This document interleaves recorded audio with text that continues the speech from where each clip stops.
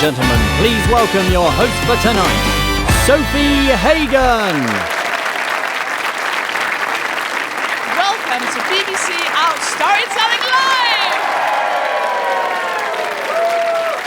Oh, just to answer your question, Denmark.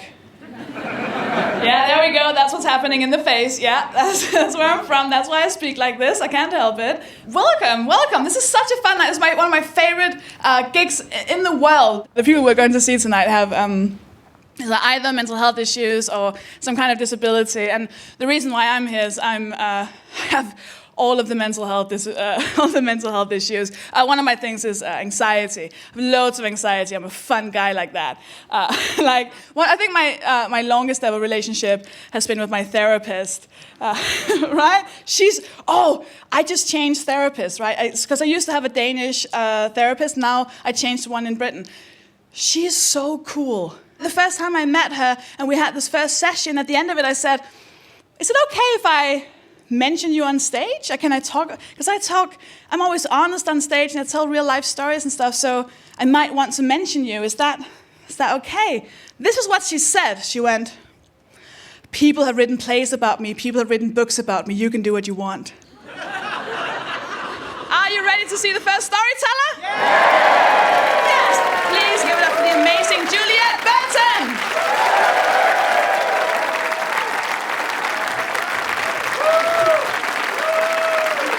Thank you, lovely audience. My name is Juliet Burton, and I am actually a comedian, so this is what I do for a living as well. And I don't know if you can tell by my accent, but I have mental health conditions. And I've been in therapy for well over half my life. And yes, thank you, I have just received my Duke of Edinburgh Award for services in psychiatry. And yes, I've got so many different mental health conditions. So I feel like you're a lovely audience. So I'm going to trust you. I'm going to tell you all of my mental health conditions. So, lovely BBC audience, I've been diagnosed with anorexia, anxiety disorder, bipolar disorder, body dysmorphic disorder, bulimia, compulsive overeating disorder, depression, and completing this list, which, because of this final condition, has to be organised alphabetically, I also have obsessive compulsive disorder. Fans of obsessive compulsive disorder in tonight. OCD. They've got to say it 3 times. Now, of all of my labels, the one that fits me the best is eating disorders. And I've actually gotten some scrapes because of my eating disorders in the past. So when I was 17, I was sectioned under the Mental Health Act because I was a month away from dying of anorexia. Some of you are looking a little bit understandably worried in the audience right now, so let me reassure you, okay? Spoiler alert! So now after that, I went in and out of hospital quite a lot due to anorexia. I then went from a size 4 to a size 20 in around 6 months due to compulsive overeating disorder. And then I spent the best part of a decade being bulimic. I am Mary Berry's worst nightmare. Now, I've actually encountered quite a few incidents of some kind of ignorance, especially when I come off stage. And that's totally understandable because a lot of people seem to misunderstand the fact that just because I look healthy and well and for want of a better word, normal, whatever that is, I'm not normal. There's no such thing. Just because I look standard, then I'm not really dealing with anything on the inside. But the thing is, my conditions, they're invisible. And you never really know what somebody else is going through, especially with mental health. I once had this guy come up to me after one of my shows. It was a show about body confidence, a comedy show. He came up to me and said, mental health conditions? No, they're not an illness. They're an attention-seeking ploy. And these sorts of interactions, they're very awkward to deal with. And I thought about, at the beginning of my career, not talking about my mental health conditions on stage to avoid these sorts of interactions. I thought about ignoring them. But then I realised that ignoring something doesn't make it go away. I tried that with my tax return. True story. And yes, I also did stop talking about them because I ended up feeling awkward about myself when these people were that ignorant, and awkward about my conditions, debilitatingly so. But then I realised that I could get quite a few very good comedy routines out of it. especially with people who troll me on Twitter. So I do get trolled quite a lot, mainly because I talk openly about my mental health conditions, but also because I have that other condition that does seem to encourage some kind of ignorance and a lot of unnecessary rage, and that is called feminism. So I am a feminist, and a couple of years ago I got trolled a lot because I objected to this Beachbody Ready advert in London. It was bright yellow. I objected to it because it was sexist to me and I thought it wasn't very good for our mental health. So one particular troll, he trolled me saying, oh, you wouldn't be wasting your time fighting over something you could easily ignore if you didn't grow up to be such an ugly... And then he used a 4-letter swear word beginning with F. And the most upsetting thing about that tweet was the fact that he spelt that 4-letter swear word wrong. I mean, how? How? So yes, another troll said, oh, silly social justice warriors getting their knickers in a twist because they're all such fat chicks. Now, a lot of people on Twitter in this storm were called fat, whether they were a size 6, 16 or 26. So I now think that the word fat means woman with an opinion. And another lovely troll, he said, this is a great one, he said, oh, stupid feminists getting salt in their vaginas because they'll never look as good as the model in the advert. Ladies, I had no idea we were meant to put seasoning down there. Oh, madam, would you like some black pepper? They started moving on from these trolls, moving on from the feminist attacks to attacking me about my mental health. So I was called a mad harpy, a crazy person, either get off your ass or get some meds, which is very odd because I have never ridden a donkey.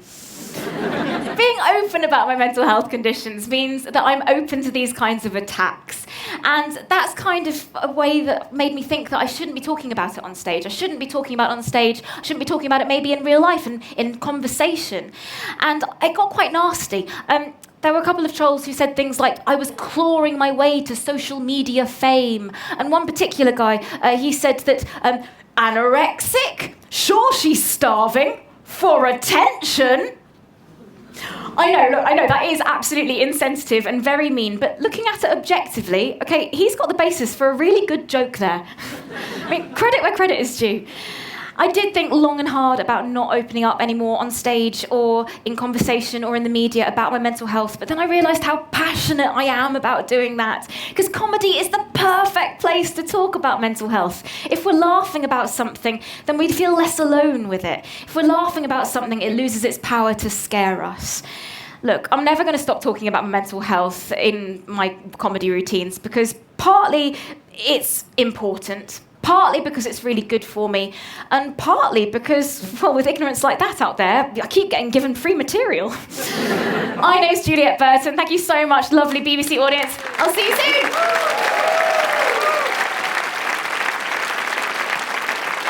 Juliet Burton!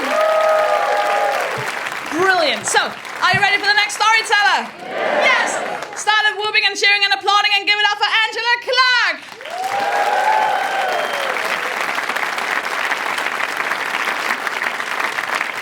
So, I was at a posh hotel and I decided to treat myself to a lovely indulgent massage.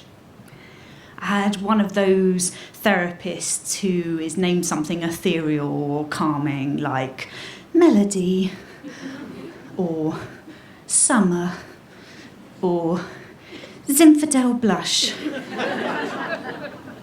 And she told me that she would be using an aromatherapy oil mix of lavender picked by organically trained squirrels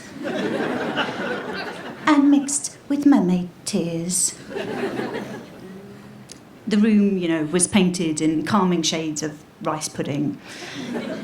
There was flickering scented candles and music that sounded a lot like whales humping, playing in the background. But I forgot to mention a vital fact to the therapist. I am one of the estimated 8 million people in the UK who have an invisible disability. I have NLOS-DANLOS 3, and it's so rare even I can't say it properly. So we will call it EDS 3 from now on, which is much easier. And it is a chronic condition that, amongst other things, means I injure easily. It's genetic. I got it from my mum. Worst birthday present ever. She is absolutely fine. Those who have EDS, a lot of them don't have any complications at all. They're just a bit super flexible. Whereas I got chronic fatigue, frequent dislocations, mobility issues. My mum, she got straight into advanced yoga.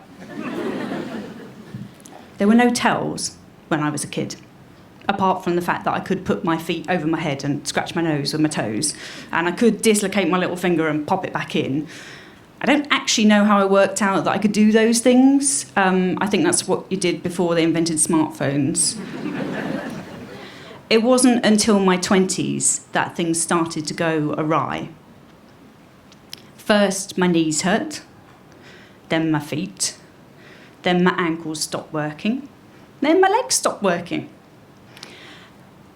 I had to go around clinging on to walls and people to move around the place, and huge bruises would appear from nowhere. This lasted for about 6 years. First of all, they thought it was arthritis. Then they thought it was multiple sclerosis. Then they thought it was fibromyalgia. Then they thought it was arthritis again. Then they thought it was lupus. I mean, I have to say all these long words have been really great for my Scrabble scores. And when they finally ran out of things to check for, there was only one option left. They decided that I had hypochondria. And then one lone physio pointed out that my knees bent backwards. And I thought, my limbs twist the wrong way. I've got what that girl in The Exorcist has. I'm possessed! The physio suggested that I see a specialist. The specialist established that my head did not rotate like Linda Blair in the horror film, but my torso did twist 180 degrees. And I have silky, soft, smooth skin. Actually says that in my medical notes. I'm quite proud. I also can't hold a pen. I have messy handwriting. I fall over a lot. I get sick all the time. I sleep all the time. I thought I was a really rubbish adult. It turns out it's actually a condition. EDS3 is multisystemic, so it explains all of these things that are wrong with me. I did ask if EDS3 explained always going to my overdraft, but apparently that one is just solely me. So, there I am, blissed out on the massage table. Zinfandel blush has marinated me like a chicken breast. The whales are climaxing in the background, and I'm drifting off to sleep. She rubs her oil-covered hands down my arm and gives it a gentle tug to stretch out my stiff shoulder. Unfortunately, she doesn't know about the EDS. So when she pulls my arm, it just keeps coming. And coming. And coming. Until pop. Dislocated, clean out of the socket. Now I am very much awake. Zinfandel Blush is screaming. She has literally just pulled her client apart with her bare hands. The manager comes running into the room, hits the lights. The therapist has a mascara streak face and her top knot is waving around like my dislocated arm. They hit the alarm, they're screaming about an ambulance. I'm a little bit preoccupied to explain that actually this is a fairly frequent occurrence. I know I need to get my arm back into the socket, but all of my usual physio tricks aren't working, which leaves me with one choice. Wearing just the paper pants that the spa gave me, I flip myself over, flashing my boobs at the gathering crowd who are gawping through the open door, press my shoulder against the bed, and using my body weight, push. There is a loud crunch. and my shoulder goes back in. Zinfandel blush turns a very funny colour. And the manager faints. After all of this, they didn't charge me for the massage. And they gave me a free scented candle. EDS is not going to kill me. I mean, not unless I trip over and fall in front of a bus. But things do pop out every now and then, like my shoulder during the massage. My physio MOTs me like a car, and if anything does dislocate, he always asks what I was doing when it happened so we can analyse the triggers. Which admittedly did make it a little bit awkward the time my hip came out when I was having sex with my husband. Not least because my physio always follows it up with the same advice. Well, you'll know not to do that next time. But I've learnt from the dislocating massage. I now know that no matter how funny it is, no matter what the circumstances, you cannot pull my leg. Thank you very much.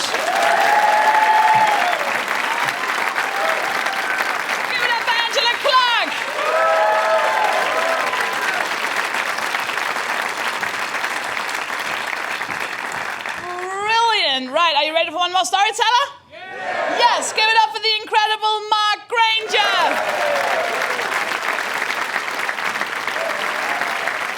Hi, I'm here to talk about depression. Before I do, there's two things you need to know about me.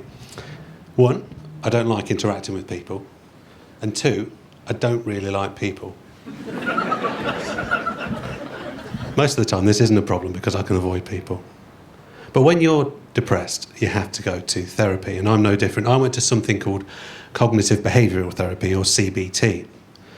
Now, unfortunately, this involves talking a lot to a therapist, and unfortunately, they are a person. And as we've already established, I'm not really a fan of those people. As much as I don't like talking to people, I'm actually quite good at it. I've worked a lot in retail, you see, so I've had to develop a public face. One that's pleased to see you. One that has nice things to say about you.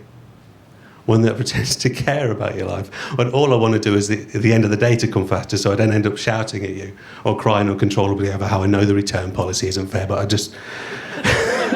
it isn't my fault. Obviously, this sort of thing is a coping mechanism. It means I don't pull people into my world of unending darkness, because you don't sell much product on the promise of unending darkness. I perfected this persona when I was working in Boots. Customers came to think of me as a friend, someone they could rely on. I acted like they were all special, so they would actually get offended if I didn't always remember their name. And as stupid as it sounds, I would be recognised in the streets like some kind of below-the-bottom rung of celebrity. Seriously, I was so nice to people, I'm still recognised today, 9 years later, as the photo guy. I didn't like it. I didn't want to be recognised. I didn't want to continue my faux charming persona outside of work hours. I wanted to keep my head down, ignore people, secretly call them idiots to compensate for my insecurities. But I couldn't do that. I had to be nice all the time. Otherwise it would shatter the illusion. And I wouldn't be able to convince them that, of course, they needed 2 copies of every photo. Or it would be better if they got their photos back in an hour, as long as they thought I was that guy, I could do my job properly. But this was my downfall. I did it too well. I sold too many people on the 1 hour photo ID. I became swamped under thousands of photos, and it was then my facade began to crack. I became paranoid. I would hide from people in the street, convinced they would want to talk to me about their photos, all because I'd been too friendly. So my therapist decided I needed to get out of that mindset, and first on the agenda, I had to get used to the fact that not everybody wanted to talk to me. And to do that, she had to put me in a crowd. And what better place than a pub? A pub. A medical professional telling me, a depressed man on medication, to go to a pub. All I had to do was sit there, Friday night, drink in hand, on my own, like a lemon. I mean, she was right. Nobody did want to talk to me, but imagine if they had. They'd be like, hello. You're sitting there on your own, mate? Yeah, I am. Oh, you all right? It's not like you think. I'm here because I'm depressed. I see. No, you misunderstand. My therapist told me to come. Oh, she's giving up on you, has she? Do you want me to call someone? No, it's fine. I'm going home after I've had this Coke. Rum and Coke, eh? That's a classic depressed man's drink. No, just a Coke. You're telling me you've come out on a Friday night, you're having 1 drink of Coke and you're going home? That's worse than being lonely. Lonely drinking I can get my head around, but this is sick. Having dealt with crowds, my therapist decided to put me in a head-to-head situation. What I want you to do, she said, is start a conversation with a random person. What? You take your daughter to a playgroup, right? Yeah? Well, there you go then. Pick somebody at random and chat. So, the next Friday, my daughter and I go to this playgroup.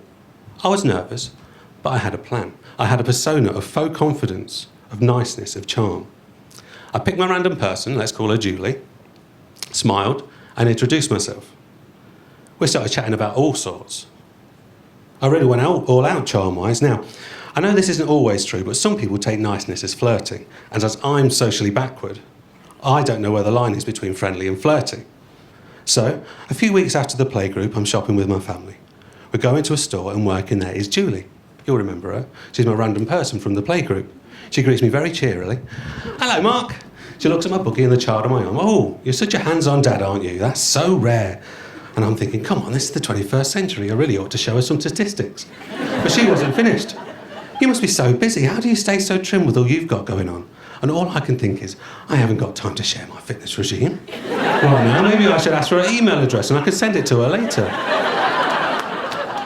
After we've left the shop, my wife says, she was pleased to see you. Yeah, we met at the playgroup. Did you? Well, it kept happening. My wife was working a lot, so most of the time I would go to the shop on my own and Julie's like, oh, your wife's always working, isn't she? Maybe we should meet up. And all I can think is, that's very kind of her. Maybe she's got some childcare tips. So I go home and I say to my wife, I saw Julie earlier. She said, because you're always working, she and I should go out. Did she? Yeah. And eventually my wife says, she fancies you. No, she doesn't. You were too nice to her with you, weren't you? You flirted with her. I didn't. I'd never. Did I? I mean, I could have done. I wouldn't even know. And that's the thing. Through trying to scupper my depression, through all those hours of CBT, I ended up pretending to be someone else again. But instead of being the photo guy, I was the flirty guy. And it had worked against me again. I'd just gotten too good at pretending to like people. So, if I say I do, I'm probably lying.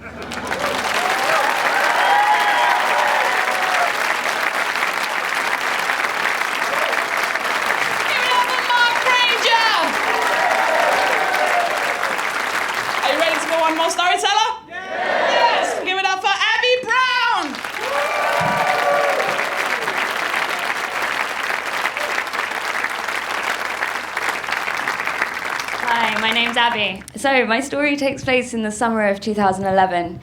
I was on holiday with my family in Paris. I know it was 2011 because it was the same summer that Amy Winehouse died, which means that my holiday wardrobe consisted almost entirely of black gauze and heavily winged eyeliner. And I spent long hours translating articles from the French equivalent of Reveal magazine with the help of my mum's 1983 French pocket dictionary, which lacked crucial vocabulary around narcotics, actually, Mum. This was also the summer I started using a wheelchair for long distances, something which began as a hobby but has since blossomed into a full-time career. Alongside the 1983 pocket dictionary, which many might think was more than generous enough, my mum also passed down this nose, a slightly kind of raucous laugh, and a genetic bone condition called osteogenesis imperfecta, also known as brittle bones. It's a slightly inherently comic disability, actually. It means I can break bones in almost any situation, including, but not limited to, getting out of bed, putting on my wellies, watching rugby, learning to play the guitar, coughing, sneezing, or dancing too violently, standing up, sitting down, and sleeping. Like many people with brittle bones, I can stand, walk, and if the mood so takes me, I can even dance. If by dancing you mean shuffle enthusiastically from side to side, like a 90-year-old granddad with an arthritic hip. But after 15 years on and off 2 feet, turning up to A&E with increasingly ridiculous excuses for my latest X-ray, my legs took themselves into retirement approximately 60 years earlier than the rest of me.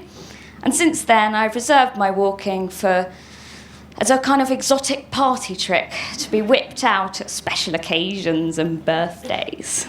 Brittle bones doesn't just affect your bones.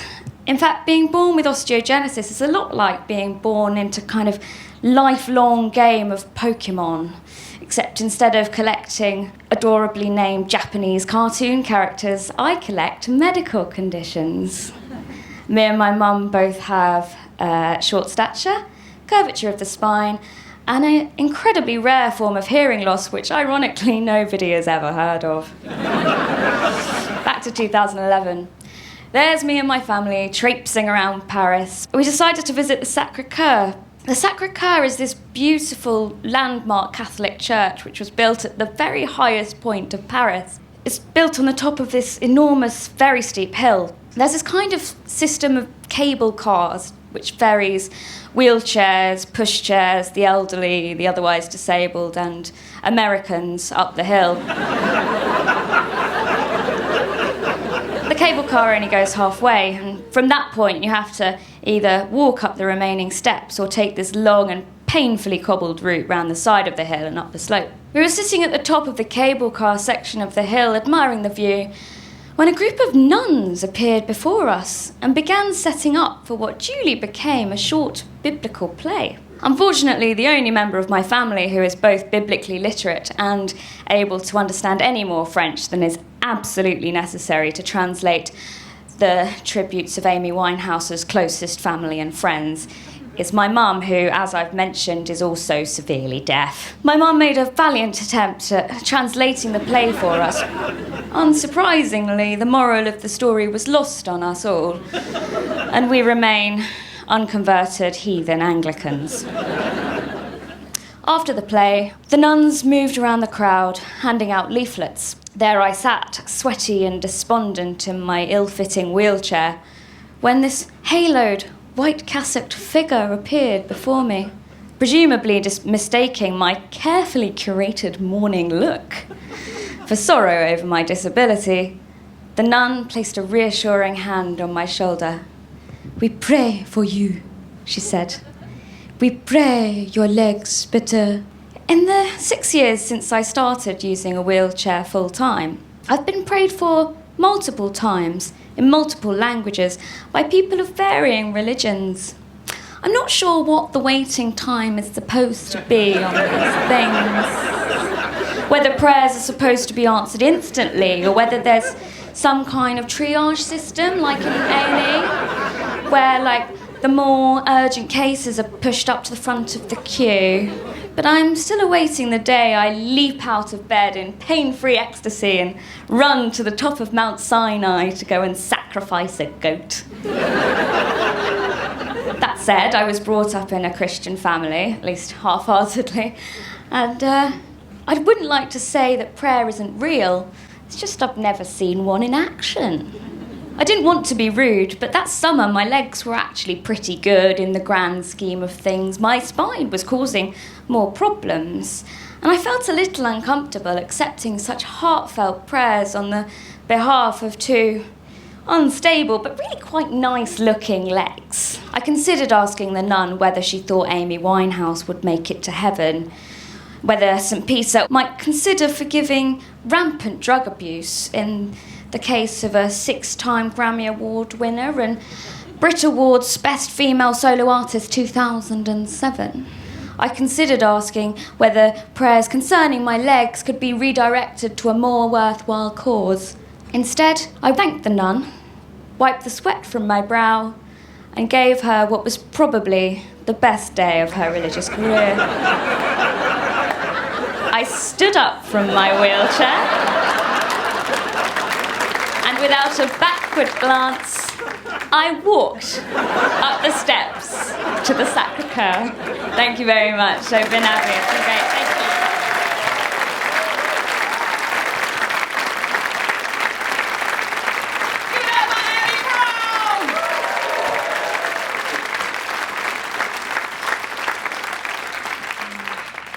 It reminds me of something a Danish philosopher once said.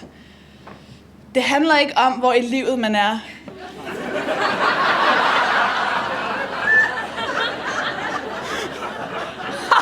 Got you! So now I'm going to read this. It's so basically you've been tweeting in and texting and stuff from your own awkward experiences. Nikki says, after a date that I thought was okay, I had a message the next day saying, I'd like to take you out again, but can you leave the guide dog at home? Why would you do that? Who wouldn't want to go on a date with a dog? I'd message the guide dog and be like, leave the man at home. Sophie Weatherall. I met a colleague from another country for the first time. He has no right arm, so normally you'd shake left hands, but my left arm is non-functional. We compromised on a fist bump. That's really nice. This is from someone called Michael Fouracres. I was getting an extra 10 pounds on my income support by working at a day centre. They asked me if I would work an evening as people from another day centre were visiting for a wine and cheese evening. Of course, I said yes. What's the worst that could happen? So I was pouring some lethal homemade wine, and a woman asked me if she could have a second glass, to which I replied, yes, but be careful. After 2 glasses of this, your legs will dissolve. At which point I realized that she had had both legs amputated above the knee. These are good, right? Oh. Karen Brown, who says, I worked in a library and I saw someone who had his lower arm missing. He was struggling to use a stapler, and eager to help, I went over and said, would you like a hand? You ready for the next storyteller? Yeah! Give it up for the amazing Maura Campbell!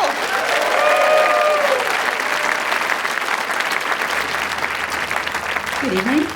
I reckon I come from a family of VIPs. We all have letters after our names. I have ASD. My son also has ASD, and my husband has ADHD. ASD stands for Autistic Spectrum Disorder. Now, I don't feel disordered as such. I regard it more as having a set of differences. Like many women on the autistic spectrum, I had a late diagnosis. I was 44 before it was confirmed that I have Asperger's syndrome, which is a form of autism. Autism affects how a person perceives and relates to the world around them. It's a very complex neurological condition, so I don't have time to explain it in detail to you. But there are a couple of things I would like to state for the record. The first is this. Autism is not caused by watching too many episodes of Peppa Pig. Also, it cannot be cured by eating broccoli. You may well laugh, those are actual scientific theories. There is a lot of misinformation out there about autism, so please don't believe everything you hear about us. In my case, basically, I was born with the social skills of a used tea bag. Now, I've improved on that over the years, thankfully, just by carefully observing the humanoids in their natural habitat. But I still have some social blind spots, and I have a limited amount of social energy, and because of that, I experience high levels of social anxiety. I should really be on social insecurity benefits. So you may be wondering how I can stand here and speak to a big room full of people, but that is actually quite different from most social interactions. For a start, I know exactly what I'm going to say. I have a script. Somebody's checked it for me. I'm in control. I don't have to worry about processing what someone else is saying to me and thinking about how to respond to them. And I know what's expected of me. Plus, you all seem quite nice. Because I had a late diagnosis, for most of my life, I had absolutely no idea why it was that I found dealing with people problematic at times.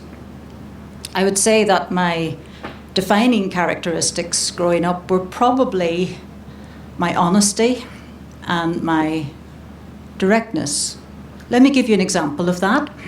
As well as autism, my son and I have something else in common. We both have curly hair. His curls are gorgeous. It makes him look like a cherub. Me, I look more like Dougal from the Magic Roundabout. Crystal tips. Anybody remember that? Gentleman in the road just carbon dated himself. Thank you, sir. And for all my life, for as long as I can remember, I have always longed for straight, smooth hair. Anyhow, I used to work with a woman, let's call her Janice, because that was her name. No, it wasn't. Janice had great hair. She wore it in a nice bob. It was very elegant. I wanted Janice's hair. I had hair envy so bad.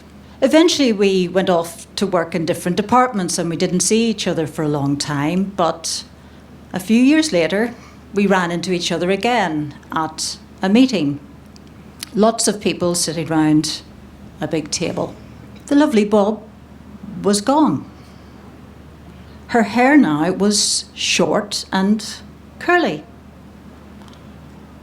It didn't suit her nearly as much as the lovely bob. So, I think we know where this is going. So I said, Janice, why did you do that to your hair? It was far nicer before. The room went very quiet. I looked around and everybody had their head down. Everybody, that is, apart from Janice. Janice just smiled and said, oh, you know, it just grew back like that after the chemo. I immediately realised what I'd done, and I felt truly awful. I started to apologise, but Janice laughed. She told me it was absolutely fine, not to worry about it. You see, Janice had worked with me before, and so she knew, even though it appeared to everyone else in the room as though I'd just been rude to her, that I meant no harm. And she even chose to see the funny side. Now, maybe it was a bit of a relief to her that for once someone wasn't tiptoeing around her illness. I didn't tiptoe around it. I kind of trampolined on it. Or maybe she was just being kind, I don't know, but whatever the reason, I was immensely grateful to her for being so gracious. Oh, by the way, I think my son, my beautiful, wonderful 10-year-old son, may have inherited the honesty gene from me. The other night, we were snuggling together on the sofa when he poked me in the stomach. Wobbly. Is wobbly. Too wobbly. And you know what? I could not have been prouder. You've been absolutely lovely. Thank you so much.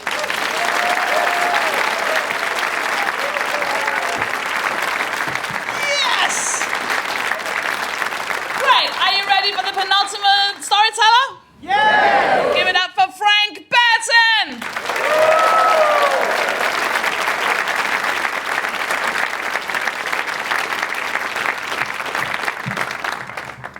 I would like to tell you about the time I was sitting in the corner of the pub, blurting out the names of Al Pacino films whilst patting my head and rubbing my stomach. But really, I should put that in context. I have a condition called non-epileptic attack syndrome, which means I have partial seizures which occur at random, and it can happen at any time of the day or the night, wherever I am. And it can result in me end up not being able to walk and being semi-conscious, and it's really annoying. Up until last year, it was assumed that I had epilepsy, and I was given lots of different drugs to try out, and none of them really worked. And it got up to a point where I was having these attacks every day, several times a day, and I just wasn't able to live my life anymore. So me and my wife had to move in with my parents temporarily because we needed help looking after the children and all sorts of things like that. And I had some tests done, and it turns out that epilepsy was the wrong diagnosis, that I have this other thing, non-epileptic attack syndrome. And I was referred on to a neuropsychologist who explained all of this to me, the concept of the non-epileptic seizure, as it's called. Interestingly enough, as it turns out, instead of taking medication for it, what I need to do, when I notice the warning signs of an attack coming on, there's certain mental exercises that I can engage with, engaging the left side of the brain with the right side of the brain to effectively stop the seizure from taking place. That's the principle, at least. Things like passing the head and rubbing the stomach, for example, which is quite a tricky manoeuvre for the novices amongst us. But as you can see, I'm an absolute legend at it. Check that out. Yeah. What was that? Change direction? Yeah. The point of these exercises is that it stops your brain from shutting down. It keeps you awake, it keeps you alert, and hence the seizure is then averted. And another technique that I've been taught is that to focus on all 5 of your senses, just to keep the awareness of what's happening at that moment in time. For example, I do this little sort of question and answer session with myself sometimes when the need arises to do so. What can I see? Avocado salad. A bag of new potatoes, but they're not called new potatoes, they're called baby pearl potatoes. What can I hear? A colleague announcement. Can Frederick please come to aisle 12? There has been a sparkling wine spillage. What do I smell? Organic Turkish delight, possibly. How do I feel? Out of my depth. Where am I? Waitrose.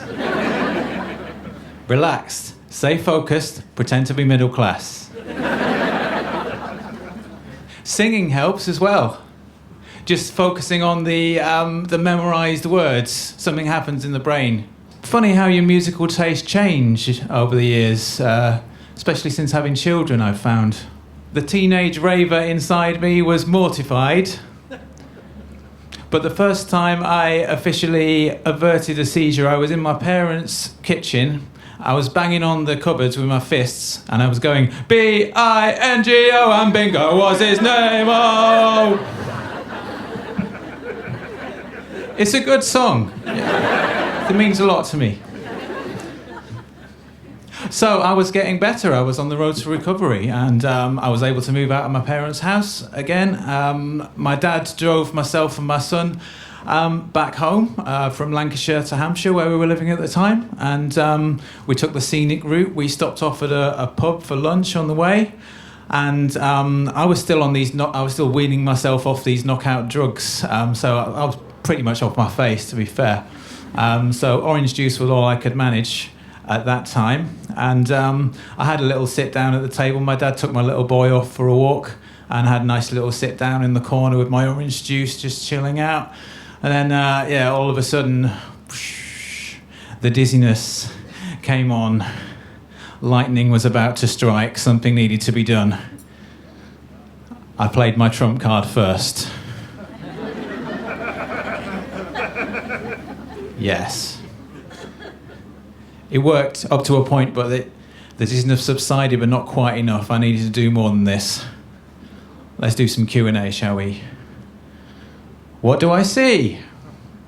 Red and white checked carpet with mysterious grey-brown blotches on it.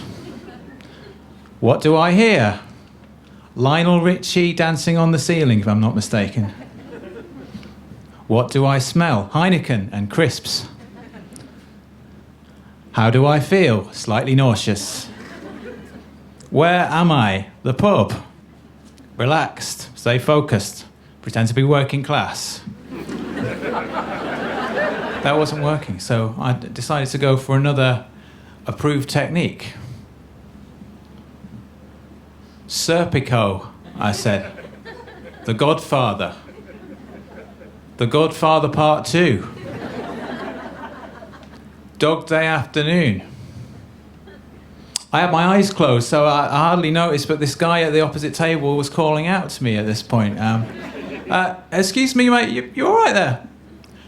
Fine, thank you. Do you mind if I ask what you're doing there? Yeah, I'm naming Al Pacino films. Yeah, I thought that's what you were doing. Yeah, I thought that's what you were doing. This wasn't the time for me to elaborate on the ins and outs and the complexities of my condition. The man was clearly a little bit too polite to ask why I was doing all of this business, so I explained to him, this helps me concentrate on the films. Yeah? Gotcha. Sense of a woman, he said.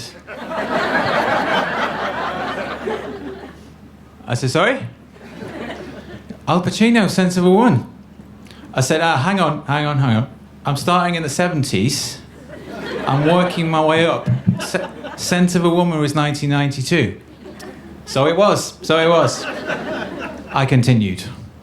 Bobby Deerfield and Justice for All. The Conversation, he said. That was Gene Hackman, I believe. All right. Mick! He's calling across to this guy at the bar now.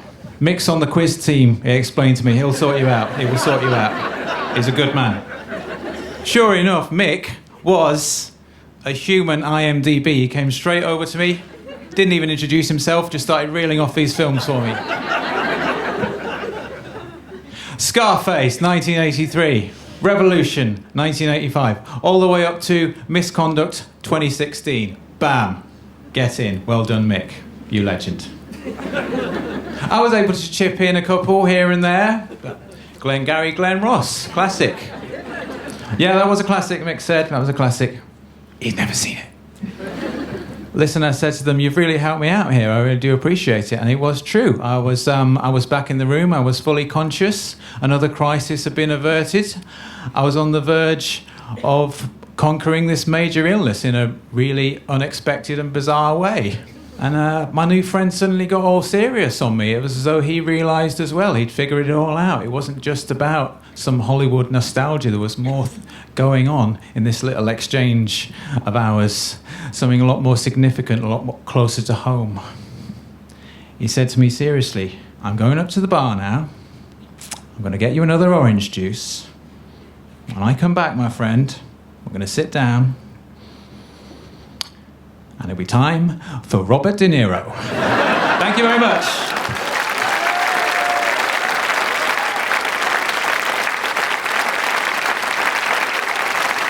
Frank Burton! Are you ready for your last act? Yeah! Give it up for Lost Voice Guy Lee Ridley!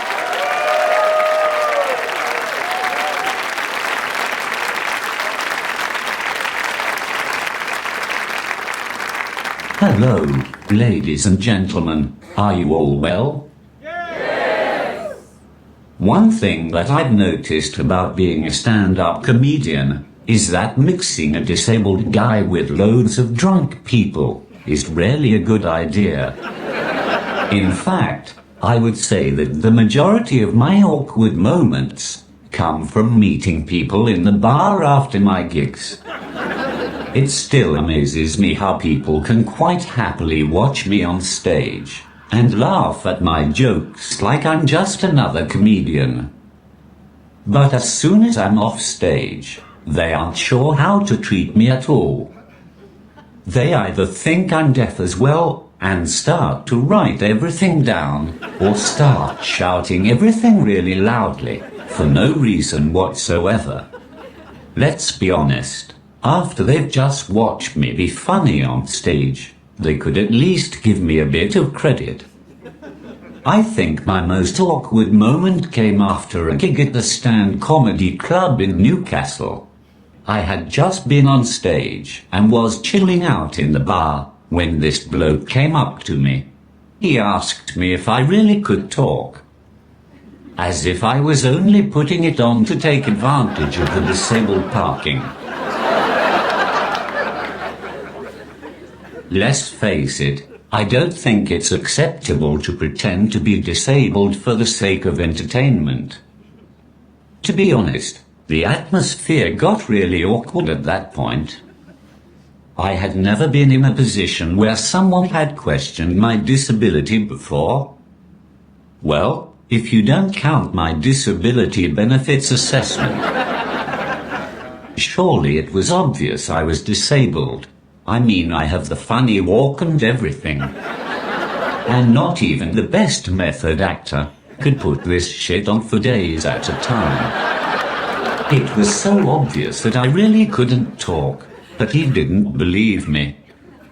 So I tried to lighten the mood a little by making a joke about what he had just said. I told him that, if I was going to lie about being disabled, I doubt I would have chosen this one. Then I explained to him that, as a comedian, not being able to speak is probably the worst disability to pretend to have.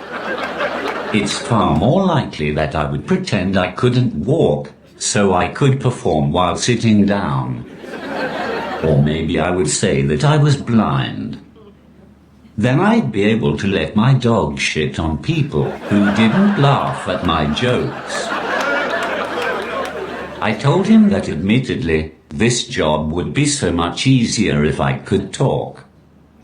Because apparently it's very important to get your tone of voice right when doing comedy. So that meant I was completely screwed.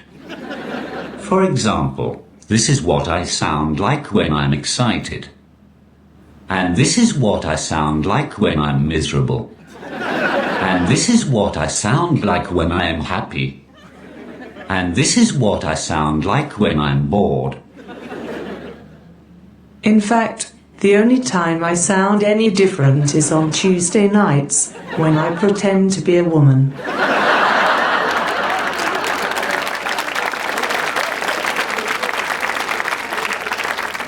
The bloke laughed, and I thought that was the end of the matter. He decided he wasn't finished with me yet. So then he decided to ask me if I had ever tried to talk just to see what would happen. As if I had just been lazy all of my life, and therefore just couldn't be bothered to talk. By this point, I felt like walking away.